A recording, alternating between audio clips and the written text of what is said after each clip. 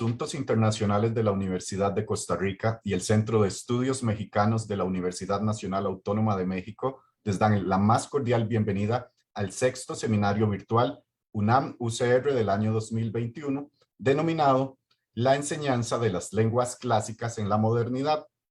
¿Por qué enseñarlas en nuestras universidades? Hoy tenemos el agrado de contar con la participación de dos distinguidos ponentes, como lo son el doctor Claudio García Enrel, por parte de la Universidad Nacional Autónoma de México, y el señor Magister Literarium Henry Campos Vargas, quien es profesor catedrático de la Universidad de Costa Rica, a quien agradecemos su tiempo y su presencia el día de hoy. Les recordamos que este seminario se está transmitiendo en forma simultánea a través del Facebook Live de la Oficina de Asuntos Internacionales y Cooperación Externa de la UCR, así como por el Facebook Live y YouTube del Centro de Estudios Mexicanos de la UNAM. Damos inicio con las palabras de bienvenida por parte de la doctora Diana Senior Angulo, directora de la Oficina de Asuntos Internacionales y Cooperación Externa. Muchas gracias, Bernie. Muy buenas tardes. Tengan todas las personas aquí presentes, autoridades universitarias y respectivas comunidades de las universidades de Costa Rica y de la Universidad Nacional Autónoma de México, público en general, nacional e internacional, que nos sigue de manera sincrónica, así como quienes podrán hacerlo de forma sincrónica a través de plataformas virtuales. Para la Oficina de Asuntos Internacionales y Cooperación Externa de la Universidad de Costa Rica es un verdadero gusto introducir a una nueva sesión de los ya conocidos seminarios virtuales SEM UNAM-UCR. La importancia de este seminario conjunto se explica a través de dos aspectos sustanciales. En primer lugar, como seres humanos y dependiendo del lugar en el que nos encontremos, pertenecemos a una porción de la cultural, también de la humanidad, y aunque podemos considerarnos como parte de una ciudadanía mundial, dependiendo del continente, región, país o localidad de procedencia, la realidad es que vivimos de diferentes maneras y debido a lo cambiante de las dinámicas socioculturales, pues es el cambio la única cualidad que se mantendrá como permanente y afín a todas. Por ello, el conocimiento de las culturas pretéritas, así como de las lenguas que le dieron sustento, nos permite acercarnos a esas formas de hacer, de pensar y de sentir que no son ajenas en la actualidad. Por otra parte, mediante el estudio de las lenguas clásicas, nos podemos encontrar frente a un texto escrito del cual le será extraído cual néctar, ¿verdad? Lo que significa en términos de nuestro propio referente lingüístico y cultural. De ahí la importancia de la perspectiva que brinda el conocimiento de las también llamadas lenguas muertas, entre comillas, las cuales viven dentro del uso que como sociedad les damos en aspectos tan puntuales como los nombres científicos, por ejemplo. Así, este espacio académico nos permite realizar una nueva intersección entre nuestros dos pilares de internacionalización.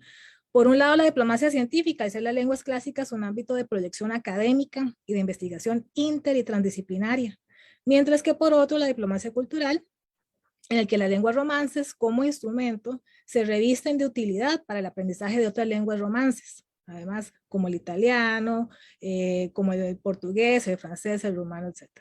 Entonces, el día de hoy contamos con la participación del máster Henry Campos Vargas de la Escuela de Filología, Lingüística y Literatura de la UCR, así como del doctor Claudio García del Instituto de Investigaciones Filológicas de la UNAM.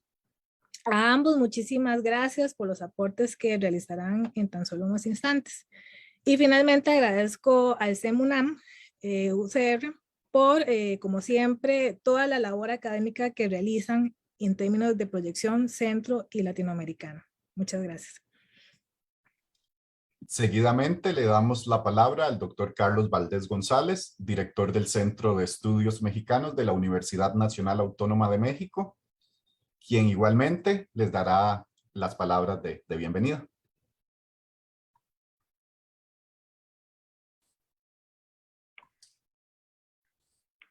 ¿Qué tal? Buenas tardes a todos y a todas. Bienvenidos a este sexto y último seminario de la UNAM-UCR de este año. Voy a ser breve porque mi conexión está muy inestable. Pero el día de hoy el tema es un tema alrededor de las letras y las humanidades. Y claramente este es un tema que abarca todos los campos del conocimiento. Es un tema transversal, generalmente no lo vemos así, generalmente lo hacemos a un lado, pero claramente todas las disciplinas en las que nos enfrentamos en el conocimiento y de las que queremos allegarnos lo mejor que se puede, requieren de esta parte fundamental, ¿no? Los clásicos permean de todas ellas y el día de hoy con este tema tan interesante, la enseñanza de las lenguas clásicas en la modernidad, ¿por qué enseñarlas en nuestras universidades? Creo que tendremos muchas cosas para discutir y para reflexionar. Yo nada más les doy la bienvenida al maestro de lenguas Henry Campos Vargas y al doctor Claudio García Ehrenfeld por estar aquí con nosotros y por participar con sus pláticas. Sean bienvenidos. Muchas gracias. Muchísimas gracias a ambos. Seguidamente y previo a cada disertación, pasaré a presentar a los ponentes invitados.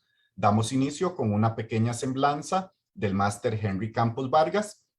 El señor Henry Campos es profesor catedrático de la Universidad de Costa Rica, es licenciado en Derecho, licenciado en Filología Clásica y magíster en Literatura Clásica, todos de la Universidad de Costa Rica.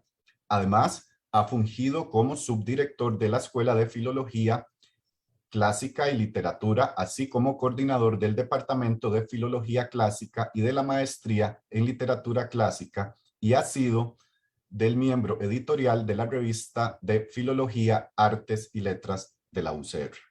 Además, ha participado como investigador principal en diversos proyectos de la Escuela de Filología, Lingüística y Literatura del Instituto de Investigaciones Jurídicas en el ámbito de latín jurídico, letras antiguas, argumentación y literatura, así como elaboración y publicación de un diccionario de latín jurídico en línea, entre otros.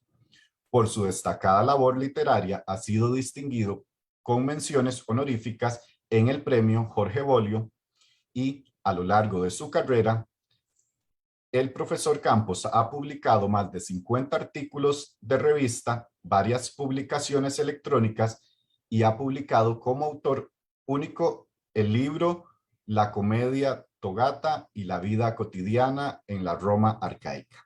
A continuación, el magíster Campos Vargas presentará su ponencia titulada El estudio del mundo clásico y el renacimiento de Occidente. Muy buenas tardes, estimadas autoridades de las instituciones aquí involucradas, colegas y el público en general que nos honran con su audición en esta sesión. Primero que todo, un agradecimiento profundo, ¿verdad?, al Centro de Estudios Mexicanos de la Universidad Nacional Autónoma de México por la invitación, así como a la Oficina de Asuntos Internacionales de la Universidad de Costa Rica por haberme invitado, y a la Escuela de Filología por haber considerado mi nombre y sugerido para este evento tan importante. No sabía que fuera el último, ¿verdad?, de esta serie de seminarios que se han estado desarrollando. Nos honra, ¿verdad?, desde el punto de vista retórico, los momentos más importantes de las actividades son el inicio y el final.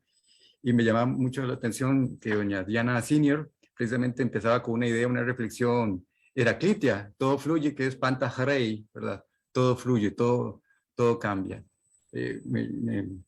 Me honran sinceramente, sí, al haberme considerado acá, y me llama poderosamente la atención, porque como muy bien estaban señalando, yo soy abogado, es mi primera profesión, abogado y notario aquí en Costa Rica, y empecé mi acercamiento precisamente a los estudios clásicos fue el latín. Únicamente me interesaba el latín hace bastantes años. Mi intención en ese momento como abogado precisamente está relacionada con la pregunta que aquí nos traen y nos invita, ¿verdad?, en este seminario virtual, que es la enseñanza de las lenguas clásicas en la modernidad. ¿Por qué enseñarlas en las universidades? Yo me preguntaba, ¿por qué yo empecé precisamente a estudiar latín? En aquel momento me concentraba en latín como abogado ya en Tuirán. Lo primero era por el acercamiento al derecho romano, poder trabajarlo en su lengua original. Por supuesto, dicho sea paso, sí, he sido profesor en la Facultad de Derecho de la Universidad de Costa Rica. Solo durante varios años, solamente una vez di Derecho Romano 1. Fue curioso. Pero sí, me ha gustado mucho la investigación. En aquel momento, mi interés, como lo reitero, únicamente era aproximarme al latín. Y luego se fueron dando una serie de eventos que me llevaron a estudiar la carrera de Filología Clásica. Posteriormente entré a la maestría y eventualmente me invitaron a dar clases y empecé mi carrera como filólogo clásico. Pero mi interés directamente no era ser filólogo clásico. Como ven, mi primer interés era el latín. Ya posteriormente empecé más bien a estudiar las otras lenguas, el griego, ¿verdad? Y ya propiamente la literatura. Mis primeros dos intereses eran precisamente eso, el derecho romano, y el segundo, que no lo he mencionado, quería leer la Biblia en latín. Me llamaba poderosamente la atención. Pero ya una vez que empecé a estudiarlo, curiosamente ese segundo proyecto, nunca lo llevé a cabo porque descubrí un área sumamente rica del latín, que es el latín pagano. Descubrí el latín pagano, que es sumamente atractivo, sumamente rico, divertido, ¿verdad? Y eso me llevó a jamás leer la Biblia en latín. Incluso algunos estudiantes me habían preguntado que querían profundizar y dicen, queremos leer la Biblia en latín. Y yo les decía, mejor lean a Plauto, ya que quieren facilitar y trabajan con un texto incluso mucho más difícil, que es el latín arcaico. Entonces, no creo, digamos, que en realidad en lo personal vaya a desarrollar esa primera inquietud, ¿verdad?, personal que me llamó. Y lo traigo a colación porque es muy interesante esta pregunta. ¿Por qué enseñar latín en las universidades? Creo que la respuesta dependería de a quién nos dirijamos. Considero que para nosotros como apasionados de las letras clásicas nos parece obvio, pero en este momento precisamente se está cuestionando, por lo menos aquí en el país y a nivel internacional, con los valores de cambio del mercado, ¿verdad?, la utilidad de ciertas profesiones. Y entre esas están los estudios clásicos y máxime la enseñanza de lenguas como podría ser el latín. Entonces yo me preguntaba, ¿cómo podemos responder esta pregunta? Entonces, inicialmente había considerado responder más bien dirigiéndome a un auditorio hipotético, que serían, para ponérmela bien difícil, presidentes de bancos centrales y ministros de Hacienda. Los archienemigos, ¿verdad?, de la enseñanza, diríamos, de este tipo de profesiones que considerarían quizás no útiles, porque el por qué o el para qué invita a preguntar una funcionalidad. ¿Cuál es la función? ¿Cuál es la utilidad? ¿Verdad? Y desde el punto de vista de los valores de mercado, ¿verdad?, que se nos quieren imponer, nada más ajeno, ¿verdad?, que la enseñanza del latín, ¿verdad?, sin hablar del griego o incluso llevarlo más allá, como la enseñanza del sánscrito o el estudio de la literatura. Entonces, mi intención en este momento sería más bien dirigirme a ese público hipotético que sería el público más hostil, ¿verdad?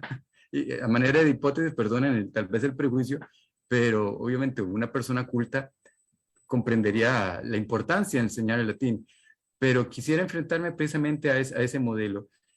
Y por eso precisamente sugerí la idea del estudio del mundo clásico y el renacimiento de Occidente. A raíz de la experiencia de la pandemia, considero que sí, que el mundo debe renacer, y sobre todo Occidente. ¿Por qué digo esto? No solamente por todos los problemas que ha generado a nivel sanitario y económico la pandemia. Si vemos un poco más allá, ¿verdad?, esperamos que esto pase, ¿verdad?, si vemos un poco más allá, vemos que el siglo XXI está comprometido. Se habla que es el siglo de China. Una cultura enorme, ¿verdad?, apasionante. Y se está planteando esa tesis, ¿verdad?, que el siglo XXI va a ser el siglo de China. Hace escasos menos de 2 meses, incluso, la República Popular China acaba de hacer una alianza con Rusia y con Irán para reactivar algo muy semejante a lo que en la antigüedad se conocía como el Camino de la Seda, que es una alianza geopolítica, ¿verdad?, para desarrollar toda esa sección desde el punto de vista cultural y sobre todo mercantil. ¿Cómo vamos a oponernos a eso? Máxime que se está hablando ahora de una gran crisis de Occidente. No solamente me refiero a la obra que precisamente hace 100 años escribió Oswald Spengler, ¿verdad? La decadencia de Occidente. No, se está hablando actualmente, ¿por qué? Porque se ve, por ejemplo, después de la Segunda Guerra Mundial, vino un gran apogeo de esta gran nación, ¿verdad? Desde el punto de vista económico, poderío militar y económico, los Estados Unidos. Pero o sea, la hegemonía que después de la Segunda Guerra Mundial, por muchísimos años, muchas décadas, sostuvo los Estados Unidos, se está perdiendo. Hagámonos una serie de preguntas. 5G, ¿quién tiene el mayor desarrollo de 5G? China, actualmente. Inteligencia artificial, China. Otro de los grandes derroteros, donde se está en este momento compitiendo, la supremacía cuántica, nuevamente China. Cambiemos de tema, desarrollo aeroespacial, China. Este año precisamente, China acaba de iniciar la construcción de su estación espacial internacional. Y en Marte acaban precisamente de martizar, ¿verdad? Su primer explorador. Entonces, todo apunta a que el siglo XXI, la hegemonía la tendrá China. ¿Y qué va a hacer Occidente? ¿Verdad? Podemos dejarlo pasar, ¿verdad? Aceptarlo como un devenir histórico. Perfectamente, es una posición completamente válida. Yo creo en la cultura occidental, ¿verdad? Y no me gustan los monólogos sobre todo culturales. Creo que por eso invito en el título de mis reflexiones el renacimiento de Occidente, porque creo que Occidente debe renacer. Y ese renacimiento debe a partir precisamente de un análisis histórico. Y el análisis histórico, cuando uno lo considera, curiosamente está estrechamente, los renacimientos de Occidente están estrechamente ligados a la antigüedad clásica. Por ejemplo, el renacimiento carolingio, ¿verdad? De Carlomagno. Otro, un siglo y medio después, el renacimiento italiano, otoniano. También podemos pensar en el renacimiento italiano. Y es que Occidente me demuestra a nivel histórico que tiene esta gran virtud. Occidente tiene la capacidad siempre de renacer. ¿Y qué significa precisamente renacer, verdad? Es volver a nacer. En ese sentido, más que con la tesis que se planteaba de la crisis de Occidente, me identifico más bien con el pensamiento de Toynbee, en el sentido de que las civilizaciones tienen ciclos, ¿verdad? Y evidentemente así ocurren los mismos renacimientos. Renacen, hay un apogeo, luego decrecen, luego vuelven a renacer. Y Occidente tiene esa característica, esa capacidad de renacer. Y dentro de esa característica es el latín, ¿verdad? El estudio del latín tiene esa capacidad enorme, históricamente demostrada, de renacer una y otra vez. Ahora me preguntarán, usted está hablando, dijo que iba a concebir un auditorio hipotético de ministros de Hacienda y presidentes de bancos centrales. ¿Qué tiene eso que ver? Los renacimientos empiezan siendo culturales y devienen en un desarrollo económico ulterior. Ahí ya está el interés. Siempre el Renacimiento empieza precisamente con un estudio de la lengua. ¿Por qué? Porque el Renacimiento empieza con el pensamiento. Y el pensamiento de los seres humanos son palabras. Empezamos con un estudio, históricamente, si vemos cuál ha sido la dinámica, es un renacer, ¿verdad?, de la cultura clásica, y primero esos renacimientos han sido volver al estudio del latín. Primero se empieza a estudiar la lengua latina, luego se empieza a estudiar los clásicos que llamamos, ¿verdad? En latín empieza un proceso de traducciones, de difusión de pensamientos, y esos renacimientos culturales que se han dado históricamente siempre han redundado a la brevedad en grandes desarrollos económicos. ¿Por qué? Porque van parejos al desarrollo de la inteligencia, a compartir ideas. Entonces, no son excluyentes. Entonces, si queremos un desarrollo económico, debemos tener un sustrato. sustrato cultural, que es al final lo que queda después de todas las crisis.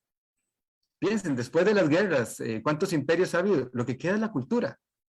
Lo que queda, ¿qué es? El arte, la literatura, la lengua, es lo que se transmite a lo largo de los milenios. Y para estos grandes, tienen grandes funcionarios que tienen una inmensa responsabilidad, ¿verdad? Que es el destino económico del país, yo los invitaría a leer, ¿verdad? A ver la historia.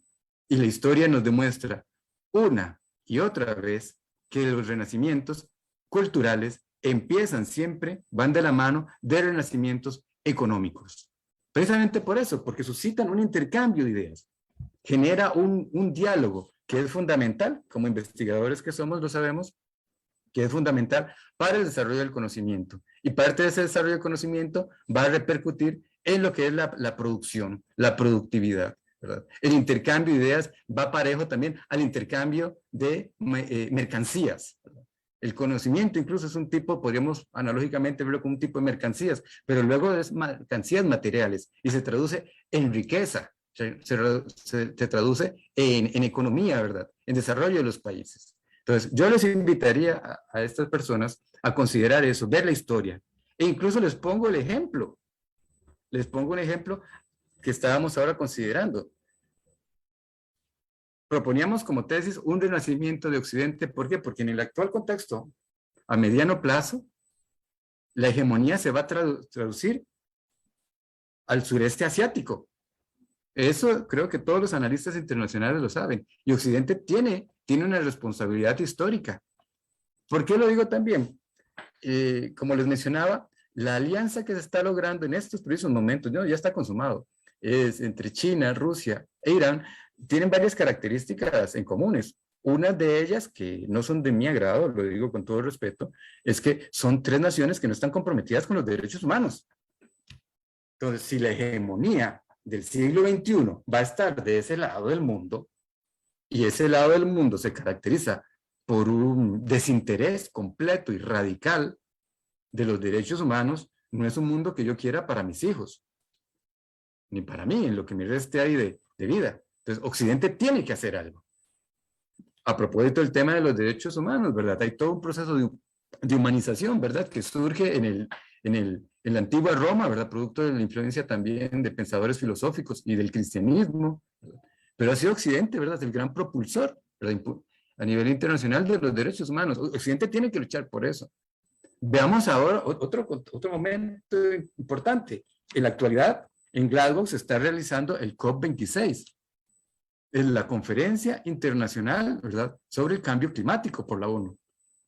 Los dos grandes ausentes, China, el presidente de China y el de Rusia. Sí está el primer ministro de Irán, estaba consultándolo, sí está, pero están ausentes. Entonces, no podemos, ¿verdad?, dejar el destino del planeta y de la humanidad, desafortunadamente, por lo menos a como viene manifestándose la conducta, ¿verdad?, de los gobiernos de estas dos grandes naciones y riquísimas, ¿verdad? Rusia, el país más grande del planeta, ¿verdad? China, el país más poblado, o sea, son economías sumamente fuertes, poderosas, y China es una cultura que también ha contribuido. El contacto de Occidente con China ha generado muchos, ¿verdad?, muchos renacimientos pequeños e impulsos. Pero bueno, el tema que nos trae aquí precisamente es el del mundo clásico y en particular la enseñanza del latín, por eso también mi énfasis al respecto. Alguien también podría decirme, y bueno, la visión suya es eurocentrista. Estoy de acuerdo, bueno, es que el tema de la conferencia es precisamente el latín, ¿verdad? Y el latín surgió allá. Sabemos, por supuesto, que se habla de momentos clásicos de la cultura maya, ¿verdad? El clasicismo maya y el azteca. Ahí no soy un completo lego al respecto, pero no es excluyente, ¿verdad? Evidentemente ese tipo de contactos. Yo defiendo precisamente lo latino y lo romano, ¿verdad? También por una base histórica. La experiencia histórica, cuando se hace esa consulta, se ve que cada vez que se vuelve la vista a la antigüedad romana, ¿verdad?, hay esos impulsos, esas revitalizaciones. Y este momento pre-post-pandemia es fundamental. Estamos en un momento determinante. Y por eso considero sí que debemos estar enseñando las lenguas clásicas. Y China viene precisamente a confirmar, aparentemente, pero no estar cometiendo una falacia, pero pueden ustedes, estas reflexiones, pueden ustedes revisarlas y para formarse su propio criterio.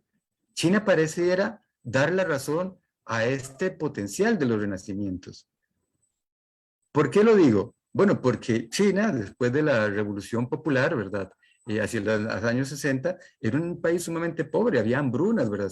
La reforma agraria que se promueve en los años 60 trajo hambre a cientos de miles de personas, a millones de personas, y murieron de hambre. Sin embargo, China ha tenido un resurgimiento, y es muy interesante verlo, ¿verdad?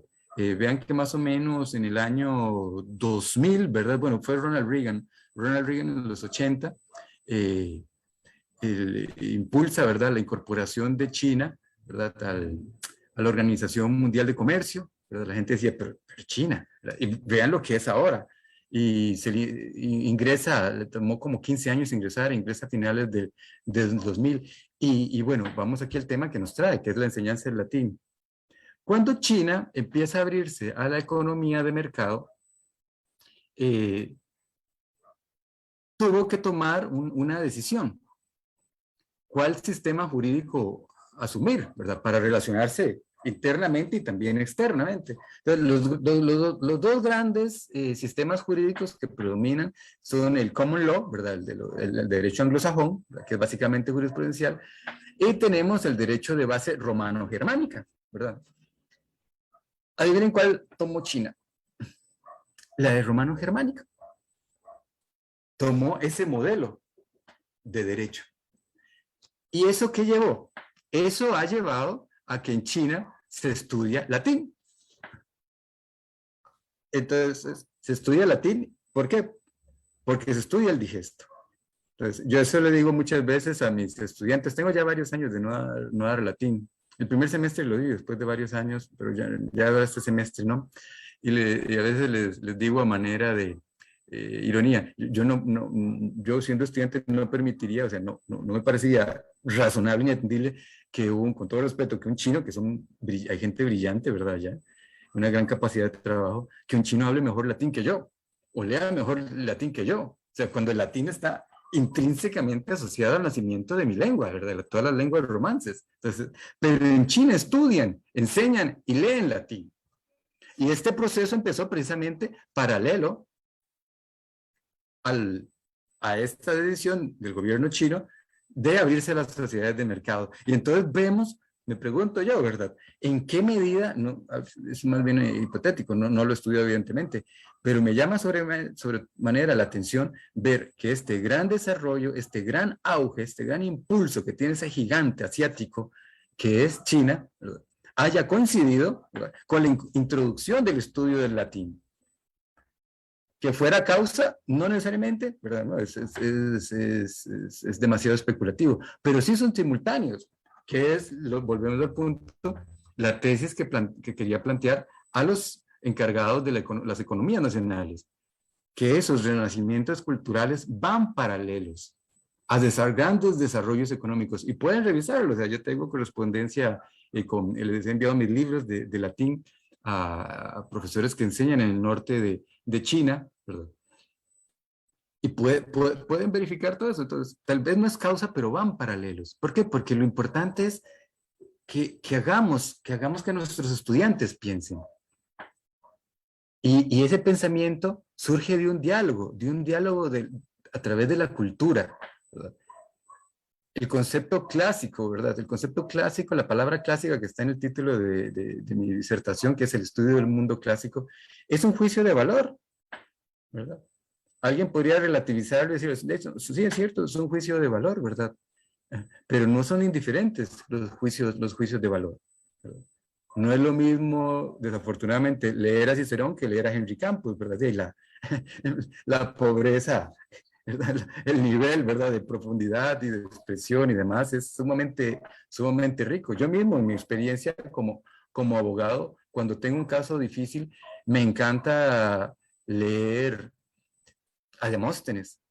Leo a Demóstenes. ¿Por qué? Porque cuando se lee a los clásicos es una exquisitez, ¿verdad? Son modelos. Ese es precisamente el sentido clásico. Seguramente, tal vez en esto voy a ser un poco redundante, pero veamos qué quiere decir lo de clásicos. Es muy interesante cuando uno piensa, ¿verdad?, en el tema de, de clásicos, si ellos mismos, los mismos romanos, tendrían clásicos. Bueno, sabemos que la palabra clásico viene de un latín clasis. Clasis significaba llamada o llamamiento, ¿verdad? Eso se sabe porque existía un instrumento, una trompeta llamada classicum cornu, cuerno, ¿verdad? Era la trompeta que llamaba a filas a los ciudadanos y a los militares. También se habla de clases. Hay una gran distinción del rey Servio Tulio que se le atribuye, que dividió la sociedad romana en clases.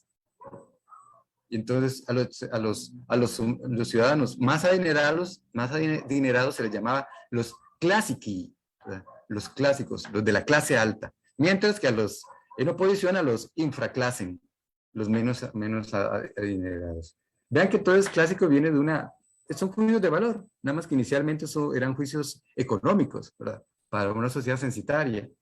Es una nomenclatura social que se traduce analógicamente a los ámbitos literarios. En los mismos romanos está, por ejemplo, se tiene una cita de Cicerón donde consideraba, a propósito de pensadores griegos, a Demócrito, contrastaba a Demócrito con otros filósofos tardíos, entre otros Cleantes y Crisipo, y a estos últimos los consideraba de quinta clase. Entonces, Cicerón ya atestigua que esta nomenclatura, que era censitaria, económica, social, ¿verdad?, se estaba traduciendo, evidentemente, mediante una analogía al contexto literario. Pero es hacia el siglo II cuando Gaulio Gelio describe una discusión en la casa de Cornelio Frontón. Cornelio Frontón era un gran orador de su periodo, de su momento. Él fue maestro de Marco Aurelio, lo recuerdan. Marco Aurelio es el llamado emperador filósofo. Y estaba discutiendo, la cita de Gelio, estaba discutiendo sobre las palabras en latín. Entonces, sobre que hay palabras que se usan tantum singulariter, solo en singular, y otras tantum pluraliter, otras solamente en plural. Y ponía como ejemplo, por ejemplo, Jarena decía que tantum singulariter solamente se usaba en singular, mientras que quadrigais se usaba solamente en plural.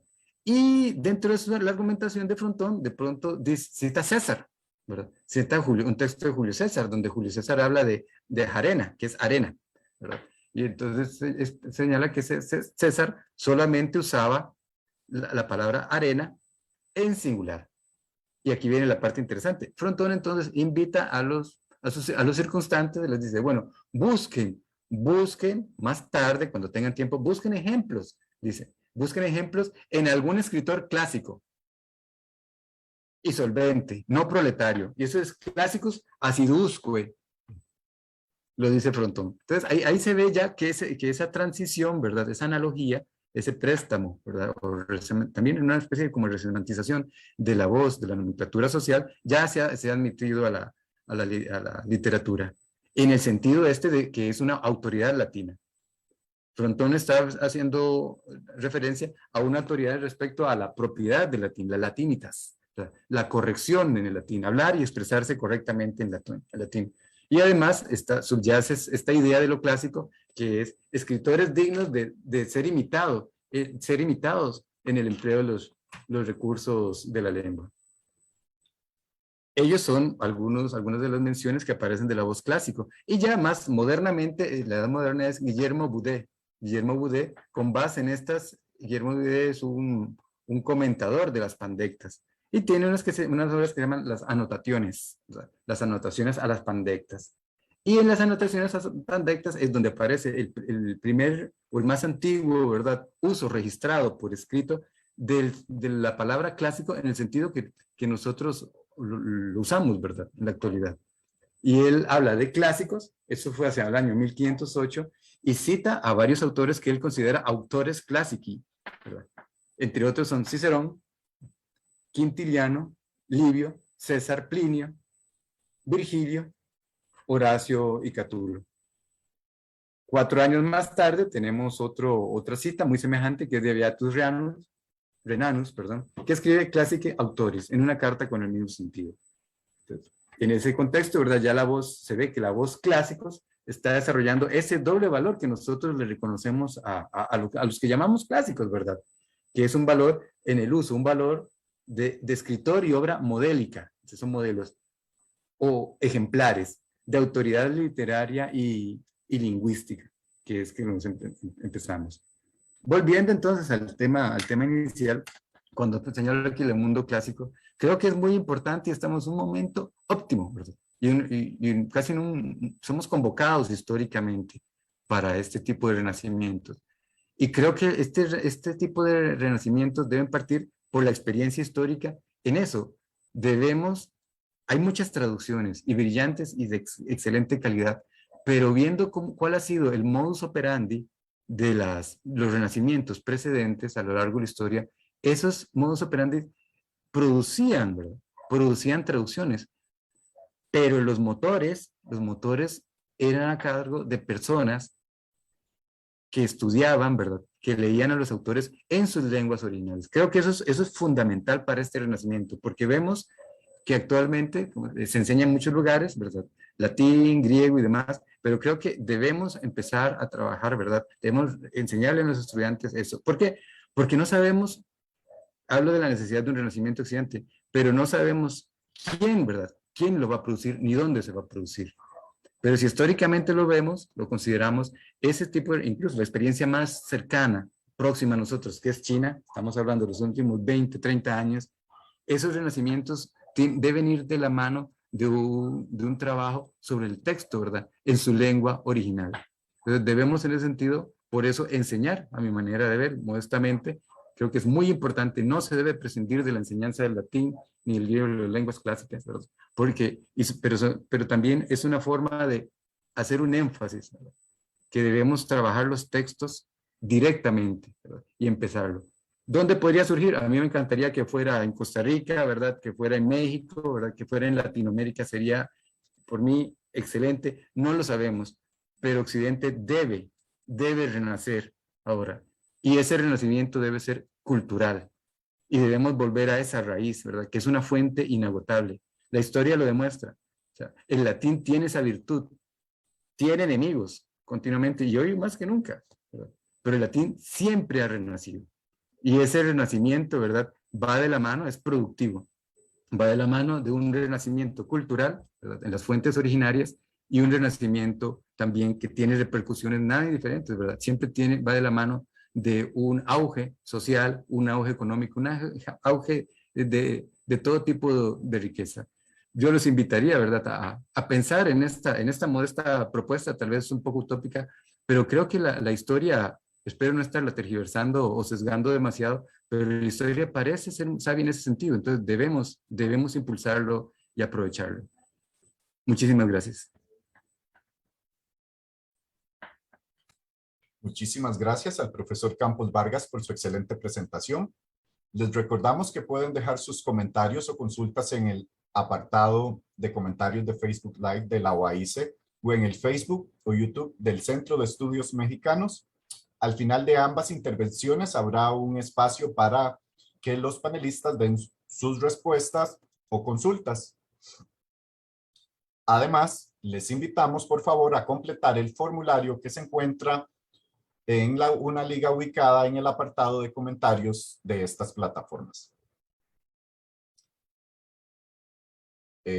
Continuamos con la presentación del doctor García Enrel, quien es licenciado en Letras Clásicas por la UNAM, maestro en las Letras Clásicas por la Universidad de Nottingham y doctor en Estudios Clásicos y Filosofía por el King College, London. Su área de interés principal es el estudio de la producción literaria y filosófica colonial durante el periodo de los Antóninos, especialmente Luciano de Samosata y Apuleyo de Madauros. Sus 3 tesis para obtener cada grado académico trataron distintos aspectos de la obra del escritor sirio Luciano de Samosata en relación con la segunda Sofística, desde el 2017, es investigador asociado de tiempo completo en el Centro de Estudios Clásicos del Instituto de Investigaciones Filológicas, en donde realiza una investigación filológica y la antropológica sobre la novela Las Metamorfosis de Apuleyo de Madaurus. Su otra área de interés es la producción literaria colonial de Nueva España y el impacto de larga duración social, lingüístico y ambiental causado por la introducción del latín y el griego como lenguas de prestigio en el centro de México. Además, ha presentado trabajos sobre esto y sobre la recepción de Apuleyo y Luciano en Francisco Cervantes de Salazar y en Fray Bartolomé de las Casas, ambos autores no hispanos del siglo XVI, y estudios sobre literaturas funerarias y hagiográficas coloniales del siglo XVIII en México. También ha presentado diversas ponencias sobre el problema de lo clásico y de los cánones literarios como el problema colonial, sobre la filología y los retos de las humanidades en el difícil contexto político y de violaciones de derechos humanos en México. La ponencia del doctor García se titula Las lenguas clásicas frente al lingüicidio actual, una reflexión para docentes y estudiantes. Muchas gracias, César Ríos Muñoz, Diana Senio Angulo, Odette Esquivel, gracias a ti, Bernie, por la presentación, Carlos Miguel Valdés, Moisés Delgado, gracias al Centro de Estudios Mexicanos de la UNAM, Costa Rica, y a la Universidad de Costa Rica por invitarme a participar en este evento que es tan de mi agrado. Este tema es para mí uno de los más pertinentes. Y pues es un enorme gusto compartir este espacio con mi colega Henry Campos Vargas. Mi perspectiva es un tanto distinta a la enriquecedora reflexión geopolítica que nos ha dado con respecto al latín. Y pues yo parto de otro, digamos, extremo desde el cual se puede llegar a los clásicos. Intentaré en esta ponencia exponer algunos de los resultados de una investigación que he llevado a cabo durante casi 4 años sobre el efecto en términos sociales y ambientales de larga duración, como bien señaló Bernie Ramírez, de haber introducido el latín y el griego como lenguas de prestigio y como parte de una jerarquía lingüística colonial en el centro de México. Este orden jerárquico de las lenguas, este es mi argumento, es el mismo que existe hoy en día y que se formó a través, primero, con el surgimiento del Estado imperial con sus metrópolis y sus colonias, y posteriormente con el Estado independiente y con el inicio del colonialismo interno. Este último, un concepto importante que he retomado del sociólogo investigador Pablo González Casanova, quien es quizá el principal responsable institucional, junto con Rubén Bonifaz Nuño, de que el latín y el griego gocen de relativa salud hoy en día en la Ciudad de México, gracias a que desde las preparatorias y colegios de ciencias y humanidades de la UNAM se incluyó la enseñanza de estas lenguas en los planes de estudio. Con ello, el griego antiguo y el latín expandieron su territorio en una de las urbes con mayor diversidad de lenguas en el mundo, casi todas ellas lenguas indígenas de todo el país. Espero que esta investigación sobre el andamiaje histórico que dio pie a las estructuras que mantienen la jerarquía lingüística actual contribuya, en primer lugar, a un estudio más amplio que es imposible que sea realizado por una sola persona, para conocer con bases históricas y científicas la posición de cada lengua y por lo tanto la posición, o por lo menos en parte, de sus hablantes, qué posición ocupan sus hablantes dentro de esta jerarquía lingüística.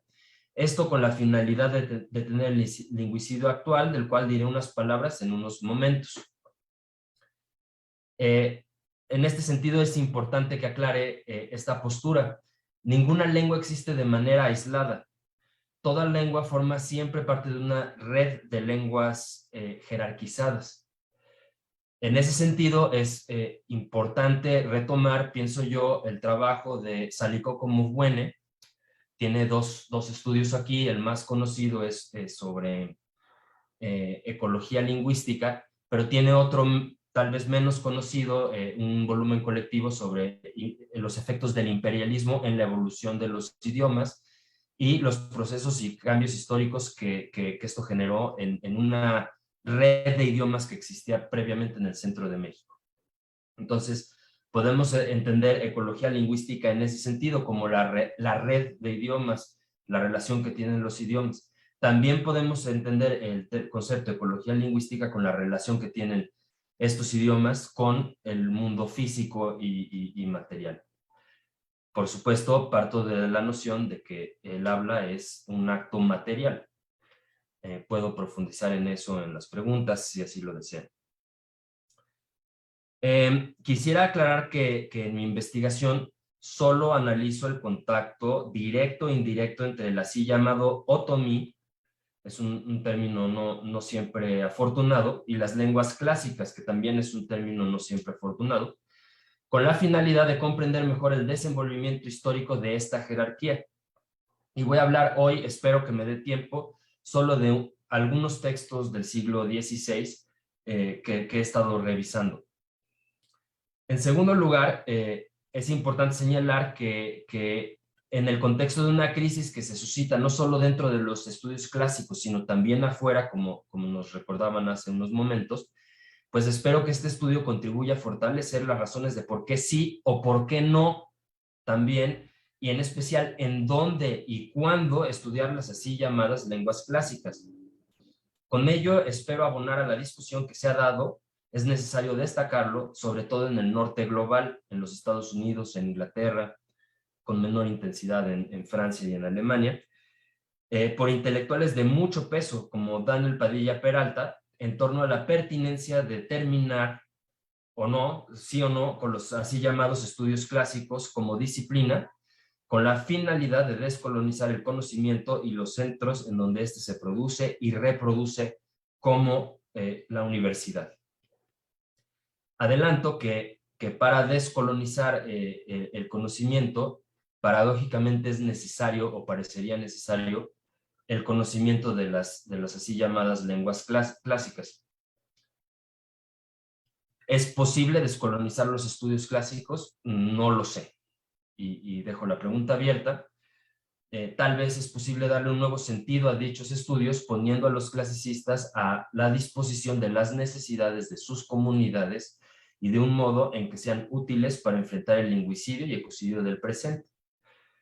Tal vez es posible romper también con relaciones diglósicas improductivas, en especial para las lenguas que se encuentran en desventaja. Podría invitar de nuevo a que estudiantes de tal vez una nueva relación dentro de los estudios clásicos, podría invitar de nuevo a que estudiantes de estudios clásicos aprendan lenguas originarias, que es una de las tradiciones que existen dentro de los estudios clásicos. Antes de continuar, quisiera aclarar que la crisis que experimentan los estudios clásicos hoy en día como disciplina no se debe únicamente a las fuerzas exteriores que cuestionan su existencia, en mi opinión de una manera muy saludable y necesaria, sino también al mayor conocimiento científico que tenemos hoy en día sobre la interacción de los antiguos pueblos del Mediterráneo con griegos y romanos, como puede verse en los resultados presentados en la importante contribución del Oxford Handbook of Literatures of the Roman Empire, de Daniel Selden y Firouzeh Basunia, en el cual ya no se tratan únicamente como parte de las literaturas del Imperio Romano, aquellas escritas en latín y en griego, sino también las literaturas en una gran cantidad de idiomas, arameo, hebreo, sirio, bereber, etc. También en este sentido deben tomarse en cuenta las contribuciones de Jim Adams, recientemente fallecido, con respecto a la regionalización del latín, que ayudan a desmitificar la noción de que el latín fue una lengua inamovible y perenne, y más bien nos ayudan a comprender cómo en distintos estratos de la sociedad se desenvolvió esta lengua. Entonces, hagamos una breve reflexión sobre el lingüicidio actual y la situación en la que se encuentran las lenguas clásicas hoy en día. Hay hoy en día, según la UNESCO, 23 idiomas son hablados por aproximadamente la mitad de la población mundial. Naturalmente, como todos imaginarán, siendo los más hablados el español, el inglés y el mandarín, los 3 lenguas imperiales.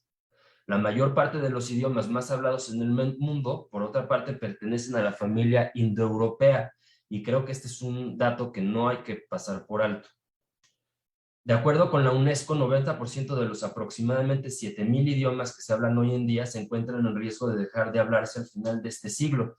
Imaginemos que en todos estos idiomas está el conocimiento pues milenario, ¿no? Del mundo. Entonces, no es nada más que las personas dejen de hablar sus idiomas, sino todo el conocimiento que todas estas personas tienen con respecto al mundo, todas estas maneras de ver y de ser. El 96% de los idiomas se conservan gracias al tenaz, diría yo, esfuerzo del 3 o 4% de la población mundial. Entonces, más de 2,000 idiomas, esto es una situación importante, tienen menos de 1,000 hablantes.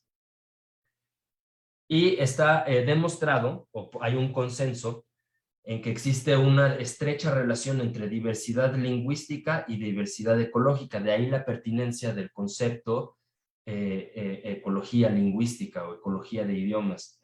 Donde hay más variedad de especies, se hablan más idiomas. Y son las personas que viven en estas regiones las que preservan entonces el idioma y también la biodiversidad. Cabe señalar que las lenguas no se extinguen naturalmente, sino que son forzadas a la desaparición por medio de la violencia, ya sea estructural o directa, ejercida en contra de sus hablantes. Esta es una importante reflexión que la pensadora Mije Yasnaya Aguilar nos ha otorgado en el presente, y invitaría a todas las personas a que se acerquen a la lectura de su obra. Y existe un conjunto de textos, pasando al tema que me interesa, que documentan la historia de la relación entre las así llamadas lenguas clásicas, el griego antiguo y el latín, y algunas variantes de lo que se ha llamado o llamamos otomí. Tiene muchos nombres, este corredor lingüístico tiene muchos nombres, la lengua tiene más de 15 nombres, ahí hay algunos, ñuhu, ñaño, ñanju, ñotjo, ñatjo, ñotjo, etc. Todos ellos documentados en el libro o algunos de ellos documentados en el libro de Yolanda Lastra del 2006. Todas las variantes del otomí, al igual que todas las lenguas originarias de México, se encuentran hoy en día en riesgo. Entonces, me llama la atención cuando veo en un periódico, por ejemplo, que se hacen comparaciones, ¿no?, interesantes. Por ejemplo, aquí en el diario Independent, en un artículo sobre el lingüicidio, el periodista hace una analogía y dice que un idioma indígena desaparece aproximadamente cada 2 semanas y que para el final del siglo se estima que 5,500 de los 6,000 idiomas que se hablan hoy en día van a unirse al latín y al griego como lenguas muertas. Entonces, yo quiero que reflexionemos sobre estos conceptos, lengua muerta también. El así llamado es importante porque ni el griego ni el latín son exactamente lenguas muertas. El griego antiguo es una de las múltiples formas que ha tenido el griego a través de la historia. Solamente el griego y el chino son lenguas el chino mandarín son lenguas cuyo registro escrito va tan atrás y se preserva de una manera, digamos, tan diáfana. Pero ambas son naturalmente lenguas vivas, se hablan por millones de personas. conocemos más acerca del griego antiguo, de hecho, gracias a las variantes dialectales de esta lengua, como en el caso de romeica, que es estudiado por nuestra colega Ioana Citaridou de la Universidad de Cambridge, o está también el caso de la lengua sacónica, que es la última variante del griego dórico, el griego que hablaban los espartanos, para decirlo de una manera simplificada. Entonces, las lenguas vivas nos informan sobre las lenguas que se han dejado de hablar, o las formas de las lenguas que se han dejado de hablar. Con la helenización del latín, el griego se expandió junto con este de forma escrita como si fuera una lengua general, otro concepto interesante. E incluyo aquí la última frase que cierra el libro de la historia de la literatura griega, de quien quizá haya sido el helenista más importante o uno de los más importantes que hemos tenido, que dice: derrotada en su casa, aunque solamente provisionalmente, el griego pasó a conquistar el mundo, y haría hincapié en la palabra conquistar. Entonces el griego es una lengua viva. El latín, en cambio, es una lengua que sí se habla hoy en día, aunque por muy pocas personas entusiastas que quieren hablar en latín. No existe, o no he encontrado yo una cifra exacta, a lo mejor ustedes saben de alguna, pero es una lengua utilizada en distintos registros, en el registro escrito por miles de personas, y decenas de miles de personas utilizan el latín para sus estudios académicos, en derecho, en las ciencias, etcétera. El latín es una lengua utilizada, y como es utilizada por personas, pues es una lengua viva en ese sentido. No obstante, nadie nace en un núcleo social en donde se hable el latín, por lo cual tal vez sea mejor clasificarla como una lengua artificial. Esto es, una lengua que en lugar de construirse naturalmente, se habla a partir de modelos clásicos, o se reconstruye a partir de modelos clásicos. Entonces, ¿en qué sentido son el griego y el latín lenguas clásicas, y para quién? Creo que esta es la pregunta fundamental. Ya mencionó el profesor algunas de las nociones que se encuentran relacionadas al término clásico, como eterno, ubicuo, inagotable, universal. Lo clásico supone que algo es un modelo para alguien, para que alguien más lo imite, comúnmente porque esa cosa imitada se considera superior. Es un todo entre lo viejo y lo nuevo, un símbolo de progreso y algo que le da forma a un tipo de cultura. Lo clásico en este sentido forma parte de la memoria de un pueblo o de un grupo social, y es también el reflejo de las ideas fundamentales de una nación o de un conjunto de naciones, como cuando decimos Occidente. Es un símbolo con sentido histórico y un reflejo del orden universal, y por lo tanto parte de la memoria de, y entre comillas, todos. Se considera que el griego y el latín son lenguas clásicas, pues porque se presupone que los logros históricos de los pueblos que las hablaron, tales como sus textos, su arquitectura, etcétera, o especialmente su forma de organización política, son un modelo fundamental para la manera en la que vivimos hoy en día. Los estados-nación actuales, con sus lenguas nacionales, que tienen un papel semejante al que tuvieron el griego y el latín. Es por esa razón que creo yo que el término lengua de prestigio es más apropiado para referirse al griego antiguo y al latín que clásico, porque una lengua de prestigio implica que es una lengua que en determinado periodo histórico o en determinados grupos sociales, esas lenguas se consideran como clásicas, como fundamentales, como lo que nos une a todos, pero eso es nada más para un grupo social determinado. Por lo común, este grupo social ha sido pues blanco, occidental u occidentalizante, y de una clase social dominante y cercano o incluso parte de alguna de las religiones de la cristiandad, a veces también de las religiones, digamos, abrámicas, ¿no? Han sido solamente grupos particulares, pues, los que han considerado que el griego y el latín son modelos de una supuesta cultura universal, pero esto no tiene que ser compartido por todos, ni es compartido por todos. Existe una historia muy poco conocida y en mi opinión esta es una línea de investigación urgente en la que grupos subalternos de la clase proletaria o de la clase menos privilegiada o de grupos menos privilegiados han exigido acceso a este conocimiento y se han apropiado de las lenguas clásicas y los textos clásicos para ascender en la escala social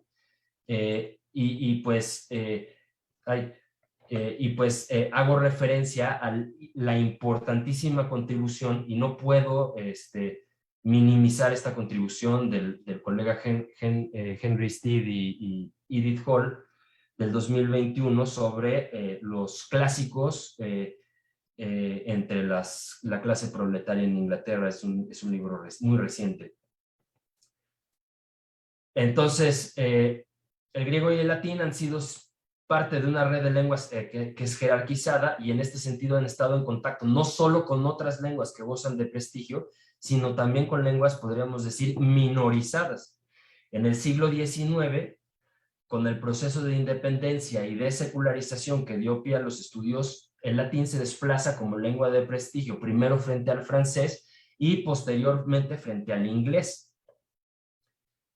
Es natural que las lenguas francas o las lenguas generales o las lenguas nacionales compitan entre sí cuando hay una pugna entre poderes hegemónicos. Por eso vemos, en mi opinión, de una manera bastante equivocada, la defensa acérrima del castellano frente al inglés. Lo que tenemos que pensar ahí más bien es mirar hacia abajo y ver qué está pasando con las otras lenguas que se hablan en las distintas naciones en donde se habla inglés o español como lengua nacional. Sin embargo, sí quiero destacar que hay algunos clasicistas o intelectuales, muy pocos, que impregnados por el bagaje cultural de los clásicos, continuaron acercándose a las lenguas mesoamericanas, a los dialectos del castellano, no lo puse en la diapositiva, pero también es importante, a los dialectos del castellano de otras clases sociales, a la cultura popular, por así decirlo, en castellano, y pues también para mí es importante al otomí. Uno de ellos es Manuel de San Juan Crisóstomo Nájera, tenía un nombre un poquito rimbombante, ¿verdad? Y Ángel María Garibay Quintana, que no se quedaba atrás. Podríamos mencionar a otros como Carlos Montemayor, que ya es en el siglo XX. Aquí el profesor ya se me adelantó y hizo notar cómo el término clásico siempre ha estado asociado a clase. Y ahí están los pasajes de Aulo Gelio a los que hizo referencia. Ustedes pueden pues profundizar después. Es interesante no nada más la palabra classicus en este sentido, sino también la palabra proletarius. Y aquí quisiera hacer yo una breve reflexión. Los clásicos, que pertenecen generalmente a un grupo social empoderado, pueden ser un modelo a imitar o pueden ser un modelo a rechazar. No necesariamente tenemos que pensar que los clásicos de la antigüedad son lo máximo. Por ejemplo, podríamos cuestionar todo el pensamiento imperial romano como algo a denostar en lugar de algo a admirar. Entonces, la palabra clásico en realidad nos permite esta apertura. Y pues hay discusiones, ha habido muchas discusiones sobre, por ejemplo, si Homero es un clásico frente a Platón, o quiénes prefieren ustedes, a Platón o a Aristóteles, etc. No hay una noción unívoca de que es un clásico, incluso dentro de los llamados clásicos grecolatinos. Aquí tienen un ejemplo interesante del primer, hasta donde yo sé, a lo mejor estoy mal, pero hasta donde yo sé, el primer ejemplo de un poema antiguo, en griego antiguo, traducido al otomí. Tengo la sospecha de que es un otomí cercano a la región que hoy en día sería Tula, pero no lo he podido corroborar. Aquí he hecho yo una modernización de este poema junto con el poeta e intelectual Jaime Chávez. Y este poema se encuentra en el texto de Crisóstomo Nájera, que es el primer estudio de lingüística científica que se hizo en México, que está escrito en latín. Y la elección no deja de llamarme la atención porque es una anacreóntica, un poema atribuido a Anacreonte, que se trata sobre la calvicie. Entonces yo no sé por qué nuestro intelectual Crisóstomo Nájera elegiría hablar de la calvicie en el primer tratado de lingüística que se escribió.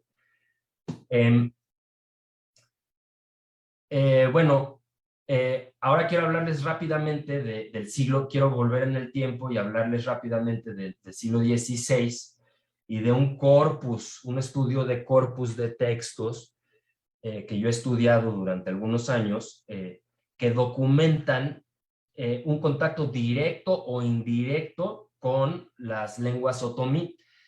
Por indirecto me refiero a que informan de manera velada sobre la posición de lenguas en desventaja frente a lenguas empoderadas en una relación jerárquica. Y para ejemplificar el contacto indirecto, pues hablo de 6 textos, y ahí tienen ustedes los nombres de todos estos textos. En realidad podemos decir que todos estos textos son un subcorpus, ¿verdad? Hay un corpus de textos del siglo XVI escritos en el centro de México, y estos textos todos fueron escritos por miembros de la nobleza náhuatl, como se les suele decir, nobleza. Entonces, este corpus está delimitado por distintos factores históricos, como el primer concilio provincial mexicano y el tercero, que limitaron la expansión de las órdenes mendicantes, así como por la persecución inquisitorial del Erasmismo y el concilio de Trento, y la llegada de los jesuitas en 1577, y la aprobación en Roma de la Ratio Studiorum en 1599. Hay un debate sobre qué tanto se utilizó la Ratio Studiorum en México, en vista de la dificultad de encontrar ejemplares de la Ratio, pero lo trascendente para mí, para este estudio, no es eso, sino pues que se puede delimitar un corpus casi desde el inicio de la conquista hasta el siglo XVI, y que marcan una transición, ¿no? al siglo XVII. Como pretendo demostrar, estos documentos en latín fueron motivados y modificados por el contacto no solamente con el náhuatl, sino también con una enorme, vastísima red de lenguas que precedía a las que esta lengua pertenecía, a las que el náhuatl pertenecía. Y también por el medio ambiente. El medio ambiente es un factor de creación de significado en estos textos. Entonces, en este sentido, este corpus también está delimitado por la conquista de los Altepeme, o unidades políticas mesoamericanas en la cuenca del Valle de México, en donde también se habló otomí, y la expansión de franciscanos y agustinos, particularmente a partir de 1536, hacia la mayor parte de zonas de habla otomí al norte de la cuenca. Estos documentos son, cuando menos, parcialmente importantes para comprender la posición del otomí después de la invasión de Cortés y del subsecuente establecimiento de la latinitas o latinidad. Estos textos han sido estudiados por distintos investigadores, pero no desde esta perspectiva. Entonces, ¿qué nos informan estos textos sobre los pueblos de habla otomí en el siglo XVI y posteriormente por qué eso es importante para entender la jerarquía lingüística que se forma en la modernidad temprana? Pues bueno, todos estos textos están de una manera o de otra relacionados con la historia de los pueblos otomí. Los verbas ociorum domini petri tlacahuepanzi, y es interesante la conjunción de nombres, es decir, las palabras de los compañeros del señor Pedro Tlacahuepanzi, un descendiente de Moctezuma, y las tolanorum verba, las palabras de los de Tula, de los habitantes de Tula, que quibus responde Petro axoquis eius, que le hace una respuesta a Pedro y a sus amigos. Es un texto que fue escrito posiblemente por Juan de Tlaxcala y es una probanza, así se llama este género, que contiene 13 testimonios de indígenas. O sea, son indígenas hablando en latín, ¿no? En él se describen algunos aspectos de la relación conflictiva entre la emergente nobleza náhuatl de México, Tenochtitlan y Texcoco, y la nobleza de Tula, Xicocotitlán, así se llama la otra ciudad.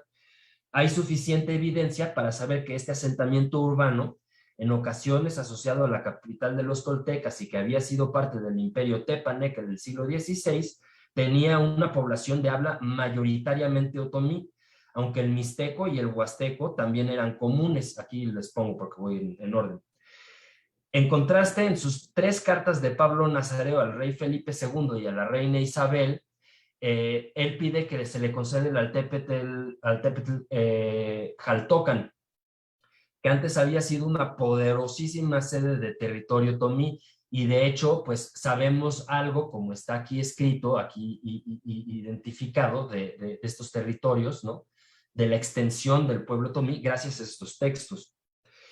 El quinto documento, una carta de Antonio Cortés Totoquiahuazli a Carlos V, es un documento importante para la historia de Tlacopan, hoy en día Tacuba, parte de la Ciudad de México, en donde, según un valioso testimonio de Cervantes de Salazar, uno de los apologistas más grandes del latín que hubo en México, fundador de la universidad, él nos dice que se hablaban cuando menos 5 idiomas, además del náhuatl: el otomí, el matlatzinca, el mazahua, el chochol y el chichimeca.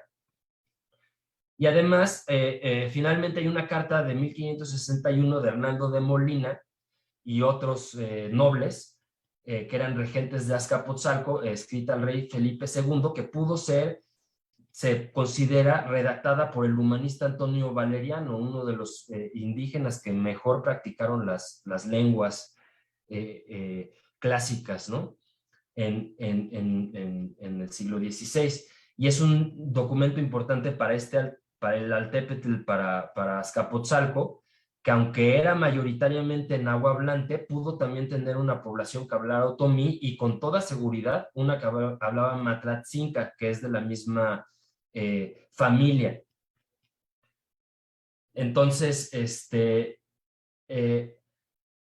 pues aquí pueden ver, por ejemplo, en donde dice antiquis temporibus fuere quator domini noc opido Tulan, ustedes pueden ver una historia de Tula contada en latín por un indígena. Dice aquí: antaño hubo 4 señores en la ciudad de Tula: Tochtzi, Cuetlachatzi, Atzahuayatzi, Acampitzi, que eran dueños en sus múltiples propiedades, aunque en siglos distintos, de los terrenos que se llaman, y viene esta lista enorme, y en el tiempo del cuarto señor Acampitzi hubo una guerra entre nosotros a causa de una diferencia entre las personas más poderosas. Cuando lo supo el señor de los mexicanos, que se llamaba Itzcohuatzi, envió a sus guerreros para que apoyaran solo a una parte de los ciudadanos de Tula, porque en nuestra ciudad los más poderosos estaban divididos. Pero cuando llegaron aquí ya se había terminado la guerra y todo estaba en absoluta paz. Entonces, están atacando obviamente a los aztecas en este caso, ¿no? Déjenme ver cómo voy de tiempo. Sí, tengo unos minutos más. Entonces, en ese tiempo, cuando sucedieron estos hechos, el señor Itzcoatzi se adueñó de los terrenos mencionados cuando gobernaba en esta ciudad Acampitzi, a pesar de que los campos habían pertenecido anteriormente a nuestros señores de Tula. Y ya han pasado 115 años desde que todo esto sucedió. A mí me conmueven estas palabras, ¿no? En un texto que parecería por lo demás legal, pero al retomar la oralidad en latín, se vuelve un texto pues bastante literario y bastante entretenido también. Es interesante que lo dicho aquí por Tlacahuepanzi, que se queja, ¿no? Parece corresponder a un conflicto que ya no era nada más mesoamericanos, sino que implicó una nueva jerarquía lingüística. Y aquí pueden ver lo que dice Tlacahuepansi en la relación de claridad de la demanda de real de don Pedro y su madre a los de Tula sobre el reinado. Dice, era muy poca cosa ese terreno, y otomís pobres, y lo mismo a la dicha sazón lo era esta, y no alcanzo a leer lo que dice allá abajo, pero ahí creo que ustedes sí lo pueden leer. Entonces, este texto ya documenta una jerarquía lingüística si lo comparamos con otros que pertenecen al mismo, digamos, grupo de textos sobre los terrenos del señor descendiente de Moctezuma, Pedro Tlacahuepansi. También estos textos nos hablan sobre la manera en la que se transmitía la historia, y no voy a poder, creo yo, no voy a tener el tiempo de transmitirles todo, pero aquí pueden ver, hubo alguna vez un señor en la ciudad de Tula, mayor, ¿no? Que era conocido por el nombre de Tezontliniu, y así se sigue toda la narración. Estos datos también nos brindan, estos documentos también nos brindan importantes datos para comprender la extensión de los pueblos de habla otomí, como ya había dicho.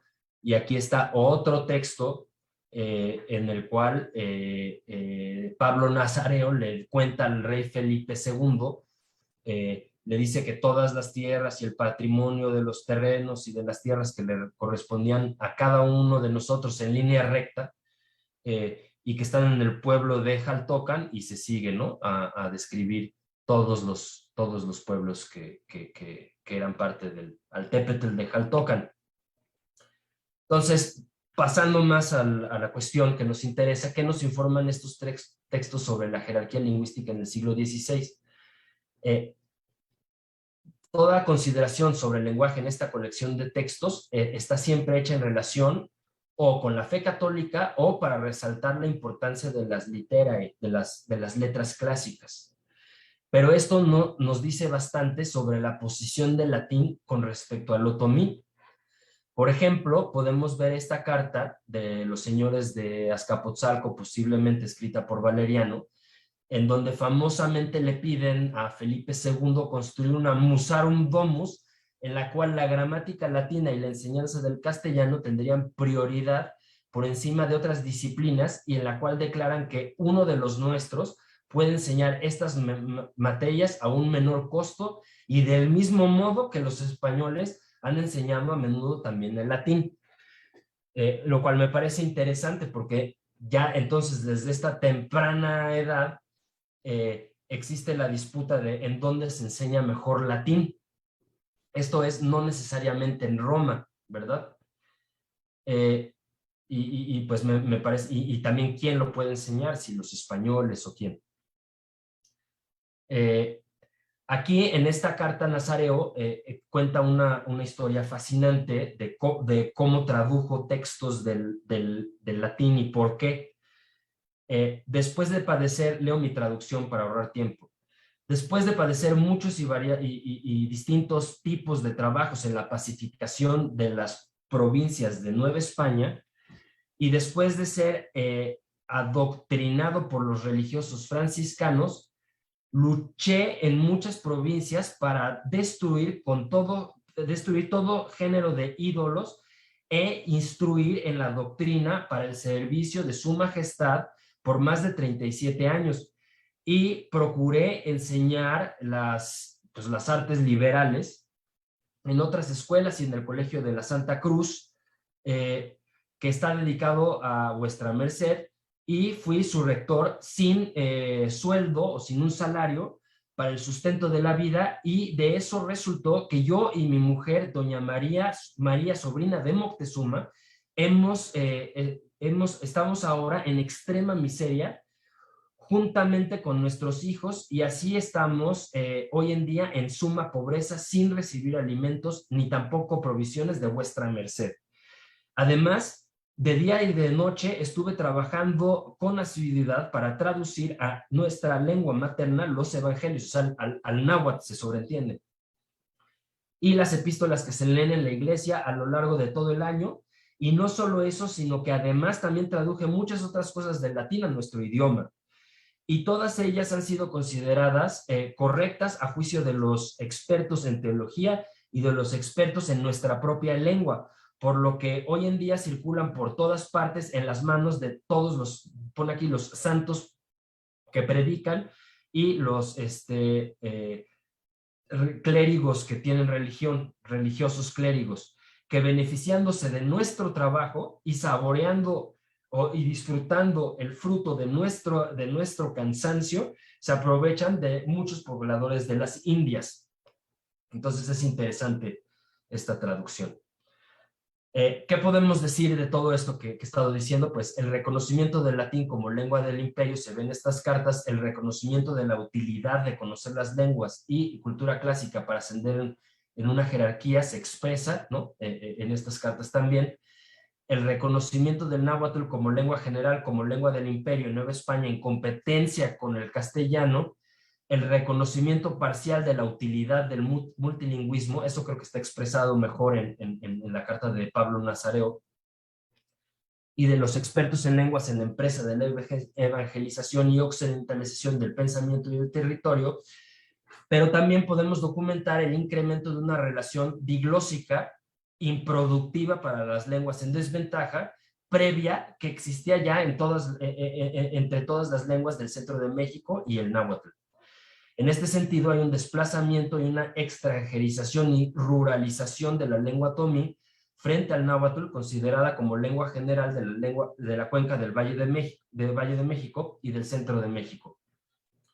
En este sentido, es importante comparar la carta de 1552 de Antonio Cortés Totoquiahuatztli, ahí se me fue el inglés porque esta ponencia también, una parte la presenté en inglés en la Universidad de Princeton, a Carlos V, que informa sobre la historia de Tlacopan, hoy en día Tacuba, y con lo dicho, Cervantes de Salazar asegura que se hablan allí, como ya decía antes, 5 lenguas. No me va a dar tiempo de profundizar en este importante testimonio de Cervantes de Salazar, que según yo explica mejor que ningún otro texto, aunque no esté en latín, cuál es la jerarquía lingüística de la modernidad temprana después de la invasión de la monarquía española.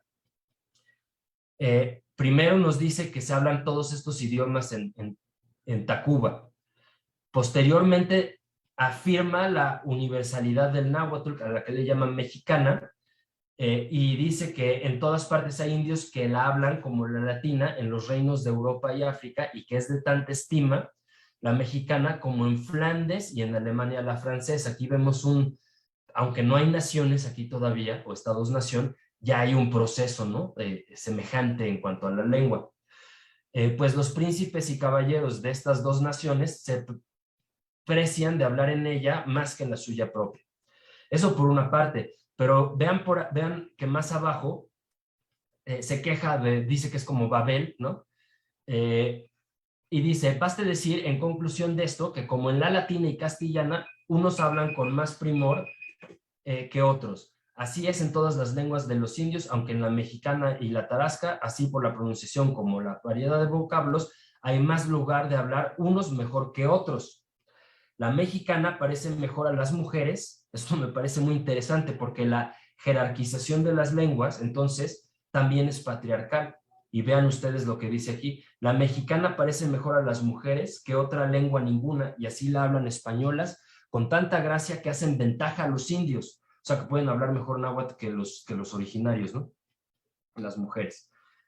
Ya esto muchos años ha mostrado la experiencia que el castellano habla las lenguas de todas las naciones, no menos bien que ellas cuando las deprenden, y todas las otras naciones jamás con entera propiedad y limpieza hablan la castellana. Entonces, conclusiones generales, pues pueden ustedes ver una jerarquía social de la modernidad temprana en estos textos, en la que están hasta arriba las lenguas religiosas, el latín, el griego, las lenguas de la religión considerada como verdadera, también están en el hebreo ahí, el arameo. Debajo están el latín y el griego. El latín, por supuesto, es una lengua de más uso y sobresale entre todas estas, ¿no?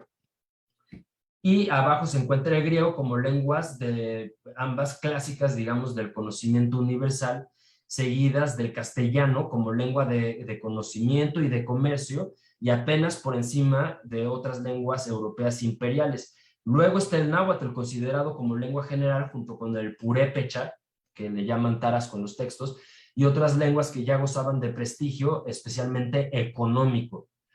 Y finalmente están variantes dialectales consideradas cercanas a una lengua general.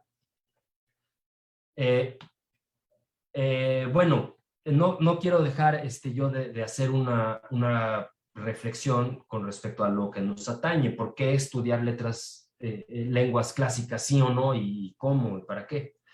Es primero para mí necesario reconocer que hay una crisis en los estudios clásicos y por lo tanto también para las lenguas clásicas.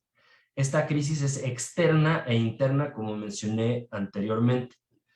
Ante la presión exterior, tiene menos sentido hacer loas del pasado clásico y de la tradición occidental, y tiene más sentido contribuir contribuir así su mistificación.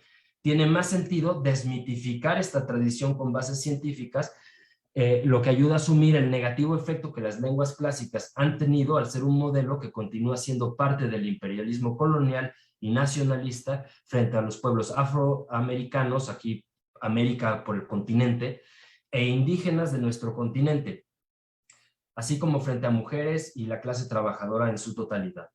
En este sentido, sería productivo retomar algunas tradiciones, como lo fue la de aquellos clasicistas e intelectuales que aprendieron lenguas indígenas, contribuyendo con ello a derrumbar la jerarquía lingüística nacional, académica y universitaria, y poniendo sus conocimientos del lado de los pueblos, contribuyendo con ello a construir clásicos desde abajo. Insisto que es muy importante el libro de Edith Hall y de Henry Steed en este sentido. Tal vez nuevos proyectos de carácter social, esto es, fincados en nuestras comunidades, y no solamente, ahí debería haber dicho en la academia, serán necesarios para enfrentar la crisis humanitaria y ambiental del siglo XXI. Estos proyectos tal vez puedan contribuir a construir una nueva manera de ejercer los estudios clásicos y por lo tanto a la pervivencia de estas lenguas frente a la crisis. Eso es todo.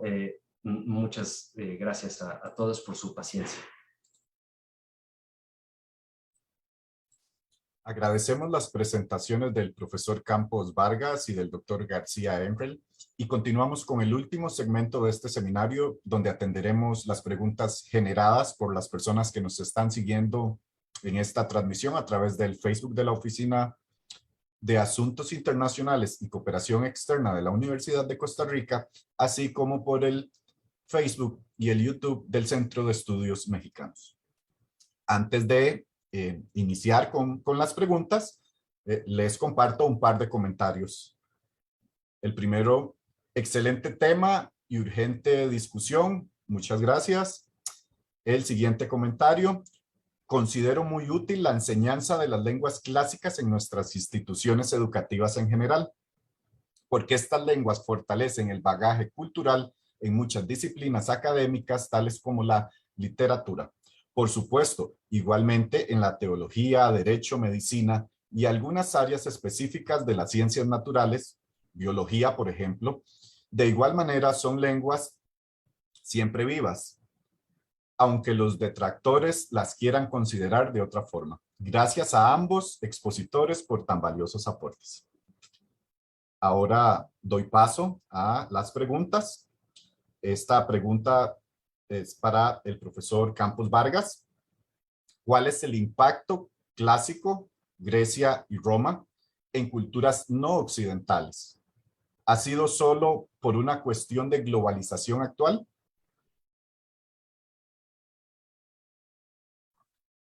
O bien, sí, sobre culturas, sí, en culturas no occidentales, en realidad no he estudiado ese tema, pero sí la información que tengo, el ejemplo que doy es el de China, ¿verdad? Que demuestra precisamente cómo su impulso ha ido paralelo, ¿verdad? Con un estudio, en este caso, de la lengua latina para conocer el derecho romano. Se les preguntaba por qué habían escogido, me comentaba un especialista italiano, que por qué habían escogido el derecho romano. Y curiosamente lo que manifestaban es que les llamaba la atención al leer el digesto que señalaban que el eje fundamental del derecho es la justicia y que les atrajo sobremanera esa idea. Ahora, ¿cuál puede ser el influjo en otros? Bueno, creo que es como todo, a todos los que nos apetece la cultura, independientemente del área donde nos encontremos y nos desarrollamos, siempre el contacto con la literatura y el mundo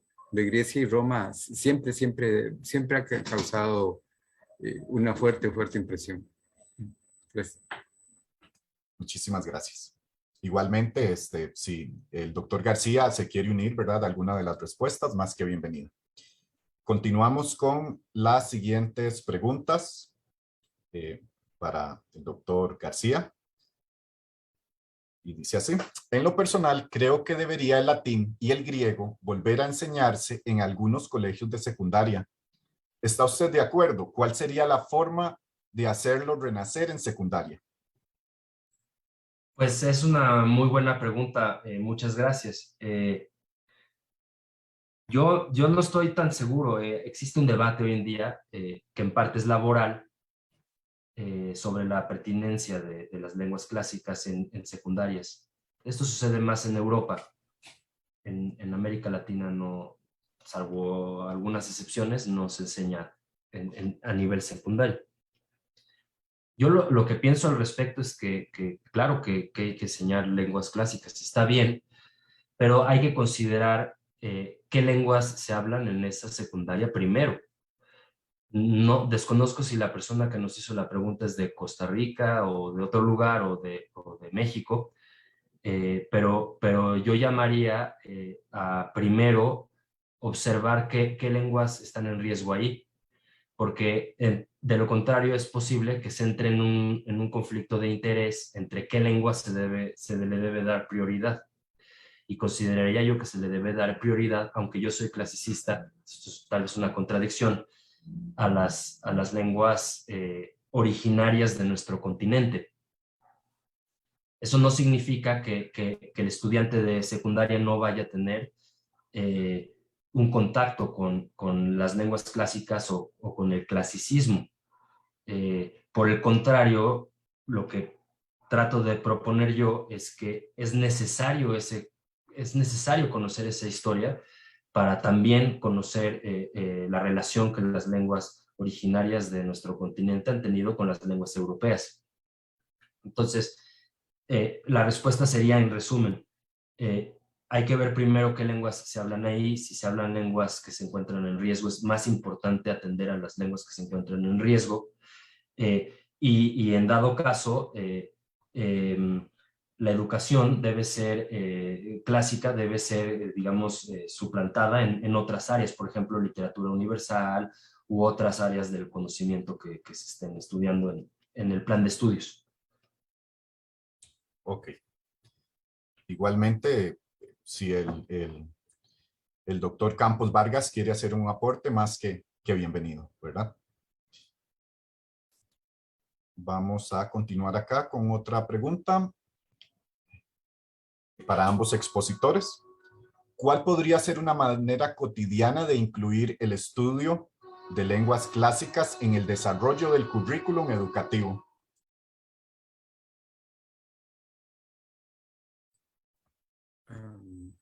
Bueno, ¿por qué enseñamos nosotros latín? El latín lo enseñamos para las carreras de filología clásica, filología española y enseñanza del castellano.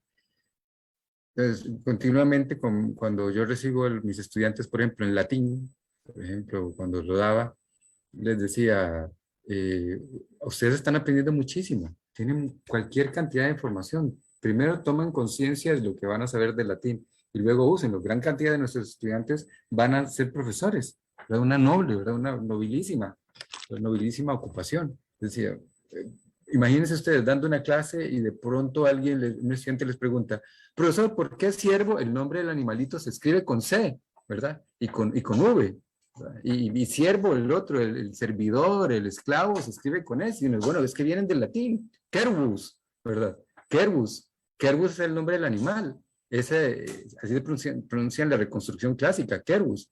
Era una C, ¿verdad? Que luego se asimiló por el desarrollo de la lengua. Y esa Y esa U, ¿verdad? Esa U se representó luego en español con una V, ¿verdad?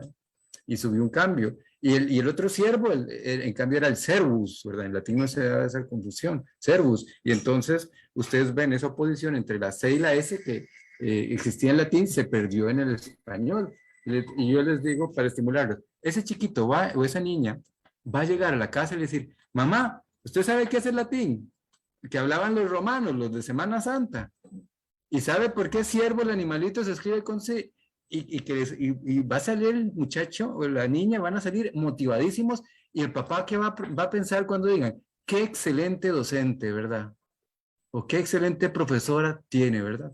Úsenlo, yo los invito continuamente a eso. Incorpórenlo, por ejemplo, en el ámbito de las etimologías, en griego, por ejemplo, ese Hera, esa espíritu áspero, dio en español dio una H, ¿verdad? Como hegemon, ¿verdad? Esa H al inicio de palabras que vienen del griego es porque ese espíritu áspero se representó con una H. Yo, usen ese conocimiento y transmítanlo a todos los estudiantes que van a tener ustedes, ¿verdad? Y ustedes van a quedar, ni se van a acordar de Henry Campos, ustedes van a quedar como excelentes profesores, y cuando esos niños y niñas lleguen a sus casas y les hablen, van a decir, qué grandes profesores. Úsenlo, aprovechen lo que tienen. Así yo creo que es la mejor manera de incorporar ese bagaje que se está transmitiendo y todo ese tiempo que dedican nuestros estudiantes, ¿verdad? Que lo transmiten, ¿verdad? En su desempeño profesional. Sí, a mí me parece muy pertinente lo que ha dicho el profesor Henry Campos Vargas. Tal vez yo añadiría que un método que yo he tenido es, pues, presentar textos que parten de problemas del presente. Por ejemplo, vimos aquí términos clásicos. Y hay muchos términos de política, de cuestiones que tienen que ver con el presente, que son más fáciles en mi opinión, o en mi experiencia, ha sido más fácil para los estudiantes recordar cuando los asocian con su experiencia vital y pueden reflexionar a modo de un espejo, ¿no? En estos textos clásicos. Otra vez, ya sea para cuestionarlos o para imitarlos o para repensarlos, ¿no? Pero a mí eso es lo que me ha funcionado más. ¿Qué conceptos son más interesantes para los estudiantes y más urgentes para los estudiantes? Y luego yo busco esos textos en mi propia área y los presento, ¿no? Eso creo que es una opción. Creo que las etimologías en efecto son importantes también. Muchísimas gracias a ambos. Ya tengo un par de preguntas más. ¿Cuál es la vigencia actual de las lenguas clásicas, el latín y el griego, fuera del ambiente estrictamente académico?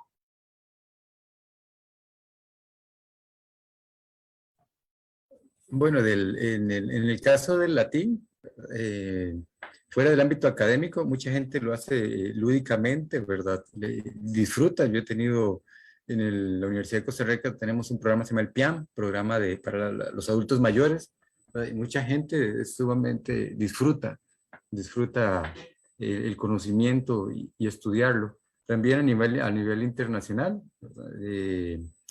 El caso del latín es una lengua que se utiliza en el Vaticano, ¿verdad? Muchos recuerdo cuando el Papa emérito Benedicto XVI, ¿verdad? Dejó su cargo, ¿verdad? El comunicado lo hizo en latín, y la anécdota es que había una dama periodista, y recordaba sus clases de latín, y entonces estaba en ese momento el entonces Papa Benedicto XVI leyendo el comunicado en latín, y la muchacha, la dama, recordó sus clases de latín y dijo, eso es una gran noticia, y fue de las primeras que se percató de la magnitud, ¿verdad? De lo que se estaba comunicando en ese momento. Entonces, también, curiosamente, fuera del ámbito académico, bueno, es que sí, un profesor mío de cálculo, yo llevé cursos de matemáticas en la Universidad de cálculo diferencial integral, don Michael Josefi, excelente profesor, sabía latín, resulta que sabía latín y estaba haciendo una traducción de las obras de Gauss, que no estaban traducidas del latín al español, y tradujo el libro y lo publicó. Entonces, siempre hay gente que le gusta, hay programas radiales, hay canales en internet, ¿verdad?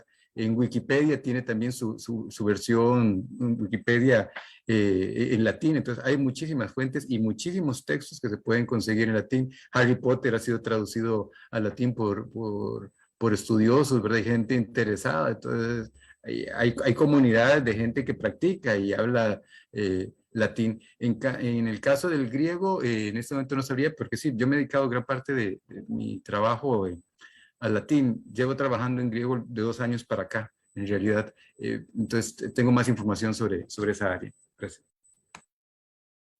Pues a mí me parece esa una muy buena pregunta, muy interesante, porque lo que es interesante de esa pregunta es qué significa uso. Entonces, todos sabemos esto.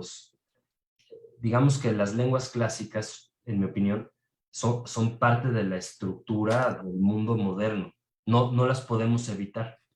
Políticos, estrellas, gente, ¿no? En los medios utiliza todo el tiempo latinajos, referencias a autores, están ahí.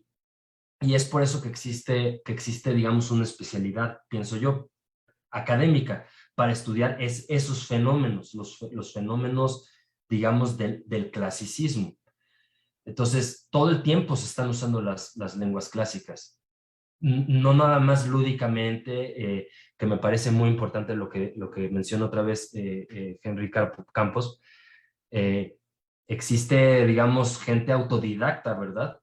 Que por su propia voluntad estudia las lenguas clásicas porque se da cuenta de que es importante, es interesante para la historia universal, para la comprensión de las letras y demás. Pero también, de un modo casi inconsciente, están en nuestra sociedad estas lenguas. Entonces, creo que se usan todo el tiempo, sin que nos demos mucho cuenta. Pensemos nada más en todos los términos griegos que usamos cotidianamente, ahora médicos con la pandemia y demás. Sí, están en el castellano y también, digamos, como parte de la cultura occidental, por lo menos. Muchas gracias. Estamos próximos a finalizar esta actividad, no sin antes leerles pues el último comentario y pregunta. En algún momento la lectura aristotélica se deja de lado y se le da la iniciativa a la lectura platónica, naciendo un periodo de neoplatonismo en el que se podría pensar como el fundamento del pensamiento teológico.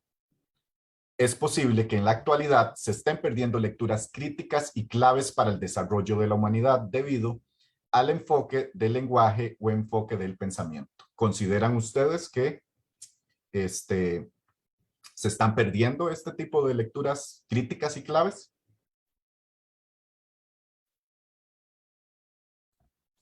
Yo personalmente creo que no. Por ejemplo, lo digo por mi experiencia personal. He trabajado en lógica, más bien, y he visto que se está volviendo a fuentes originales. Se me va el nombre, es un especialista norteamericano que ha visitado varias veces Costa Rica, y a raíz por ejemplo, en lógica hay algo que se llama lógica modal. La lógica modal trata de enunciados de la forma es posible P, donde P es un enunciado, o es necesario P. Y él está haciendo una relectura de Aristóteles en griego y descubrió algo. Vean, estamos hablando de 2000 años, descubrió que todo lo que es la silogística aristotélica, recuerdan el silogismo, es la base de lo que es el razonamiento en la escolástica y hasta el siglo XIX con las obras de George Boole, es que se cambia, ¿verdad? Se cambia, la lógica se enriquece con otro modelo, pero durante casi más de 2000 años el estudio de la lógica era la silogística. Las silogísticas son enunciados, todos los hombres son mortales, ¿verdad? Algunos hombres algunos hombres existen, por lo tanto existen algunas entidades que son mortales. Ese es. Y descubrió algo, descubrió que toda la silogística aristotélica era de carácter modal. ¿Por qué? Porque, vean, estoy hablando de los trabajos se me va el nombre, es de más o menos de los años, del 1990 para acá. Los enunciados, cuando se lee el órgano, dice, los primeros analíticos, si mi memoria no me traiciona, dice entonces, necesariamente, delante de toda la silogística, está con los, dice, necesariamente, si todos los hombres son mortales, ¿verdad? Y es posible, y está usando cálculo modal, entonces, introdujo una perspectiva riquísima. Entonces, creo que no, creo que es cierto, siempre habrá gente que lo que hacen, lo ideal de los estudiantes es que no nos repitieran, ¿verdad? Y nos cuestionaran, ¿verdad? Pero los modelos educativos universitarios nos quitan la iniciativa, ¿verdad? Lo que nos hacen es, repita lo que diga el profesor si quiere pasar, si quiere aprobar el curso. Pero siempre hay gente, ¿verdad? Precisamente el dominio de la lengua, el conocimiento de la lengua, del latín y el griego, que son los temas que estamos aquí trabajando, sobre todo como eje, le permite esa independencia, ¿verdad? Y cuando uno trabaja el texto, por eso creo que la importancia de trabajar el texto original, ¿verdad? El texto en su lengua, no original, digamos en su lengua, en la lengua en que fue escrito, le permite a uno descubrir eso. Y menciono esto porque es una experiencia que me consta y ha sido un panorama completamente distinto. Uno lo ve cuando tiene la posibilidad de manejar varios idiomas y lee una traducción, por ejemplo, al español, y lee el texto original en alemán o en italiano, ve que hay ciertas sutilezas del lenguaje, del pensamiento, porque el pensamiento es lenguaje, ¿verdad?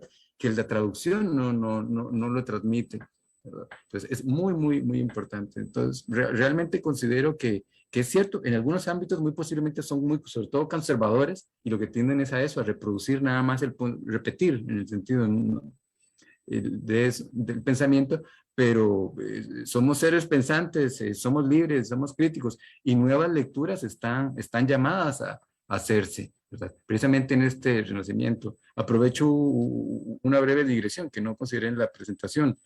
Veo yo el contexto es muy propicio al renacimiento que hubo en Italia. Bien, el renacimiento italiano fue precedido por ejemplo, por la epidemia, la peste negra, ¿verdad? Las epidemias europeas. Ahora tenemos la peste, ¿verdad? Nuestra propia, con el COVID-19, desafortunadamente.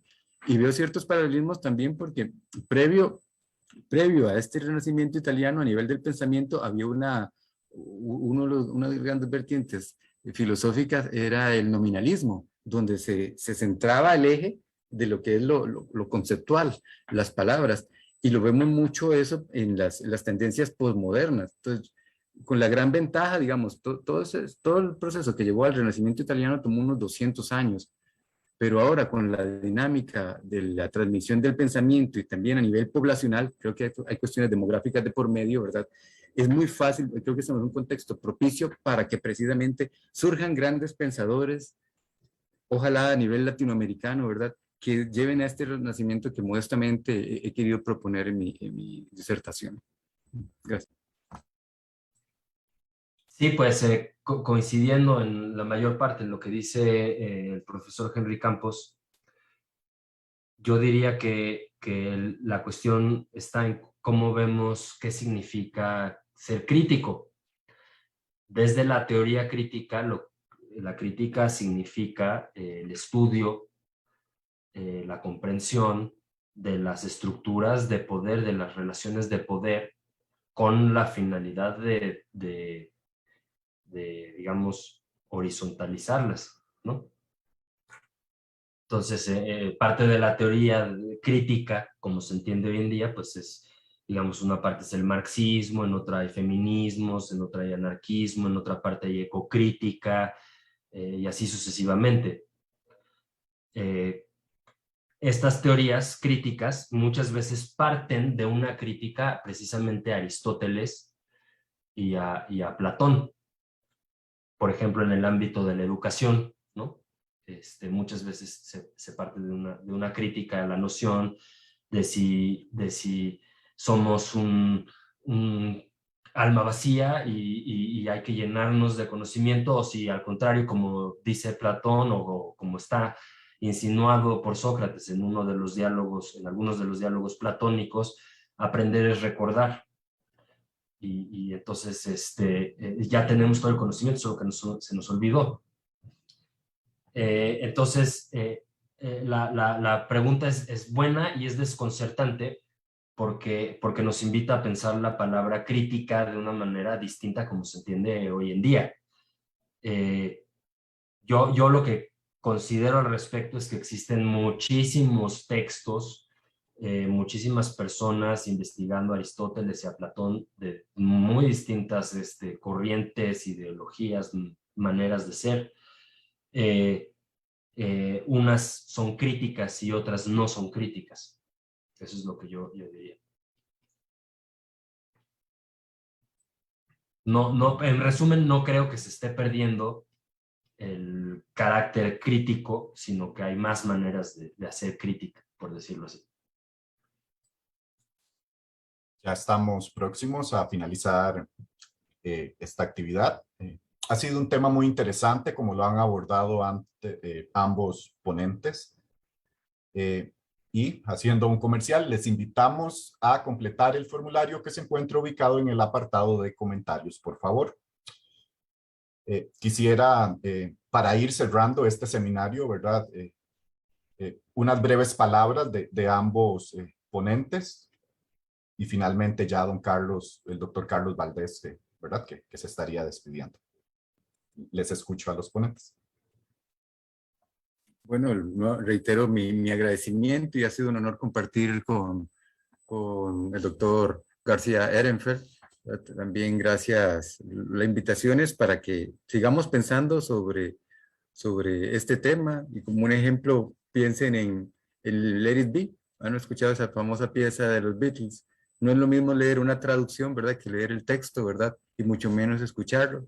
Y las literaturas griegas y latinas son literaturas orales. Fueron escritas para ser escuchadas, no leídas en silencio. La lectura en silencio es una invención moderna, ¿verdad? Entonces, disfruten, traten de disfrutar eso. Yo los invito, como reto personal, a cada uno de los miembros del auditorio, y la medida del posible, si pueden leer en griego y en español, o sea, van a percibir una dimensión. Piensen en el tema de los Beatles, ¿verdad?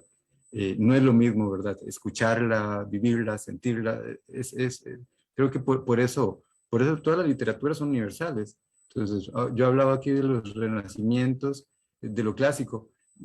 A raíz de esto me cuestionaba también ¿por qué no ha sido posible un renacimiento a raíz del contacto de las culturas amerindias? Aunque sí los ha habido, ¿verdad? Grandes pintores, ¿verdad? Grandes escritores leen nuestras literaturas autóctonas, ¿verdad?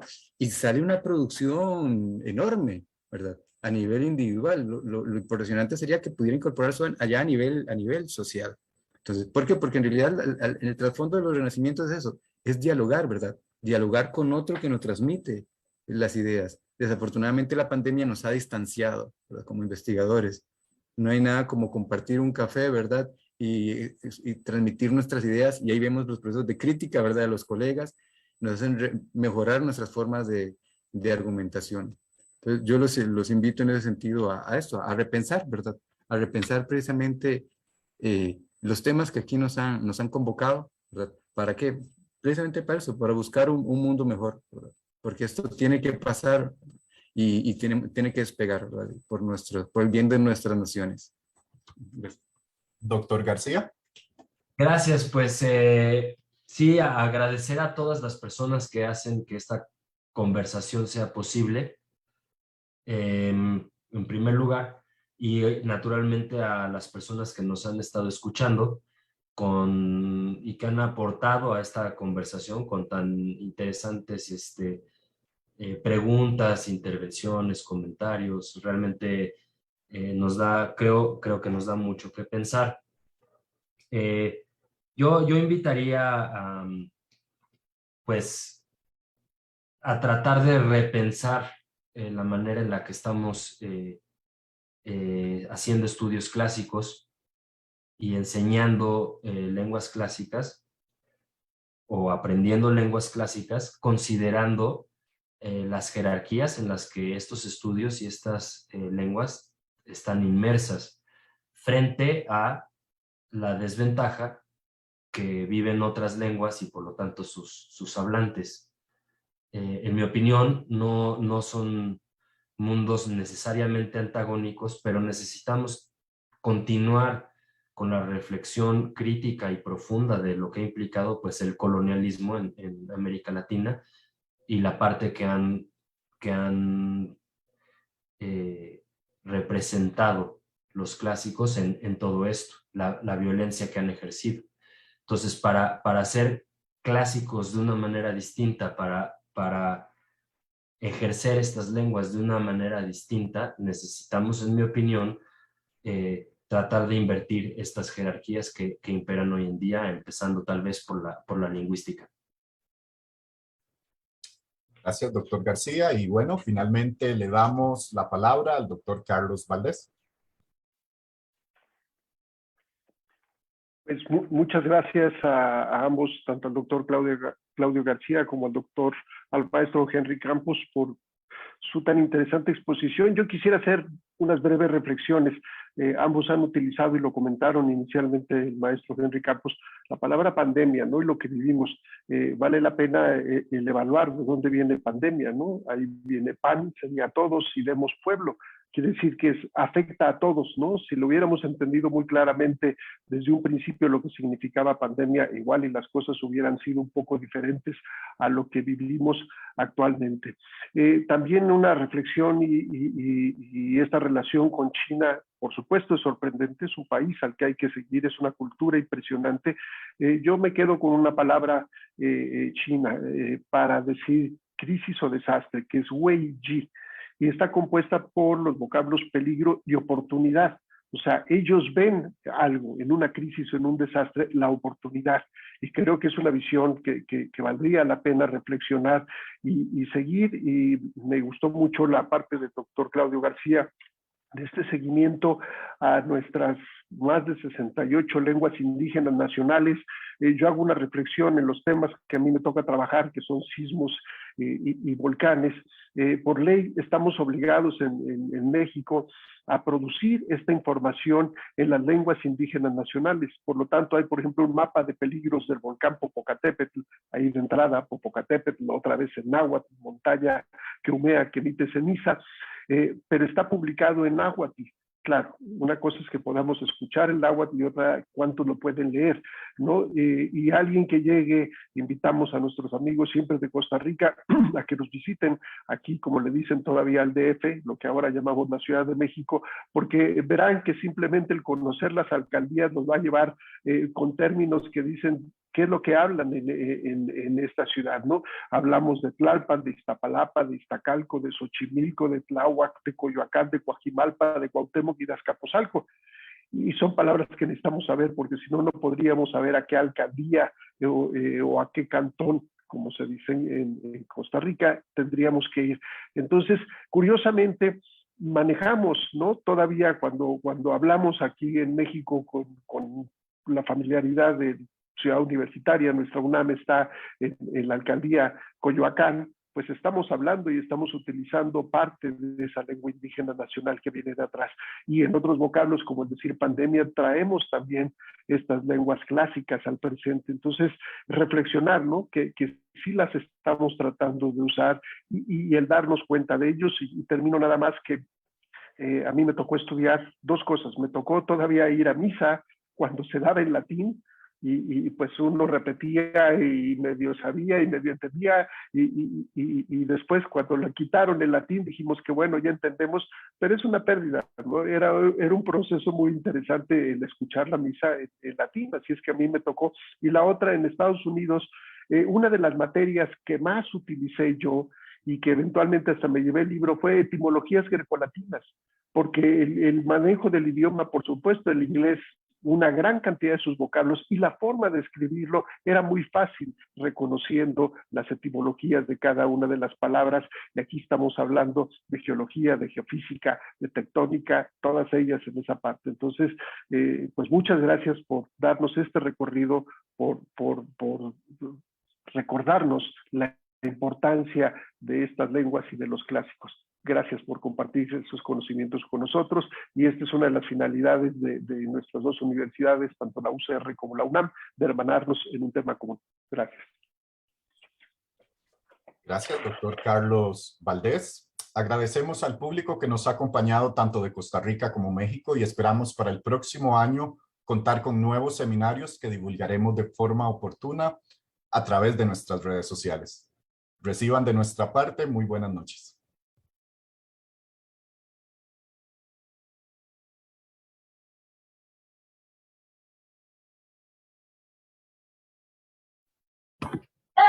De acá salimos del aire. Muchísimas gracias a todos.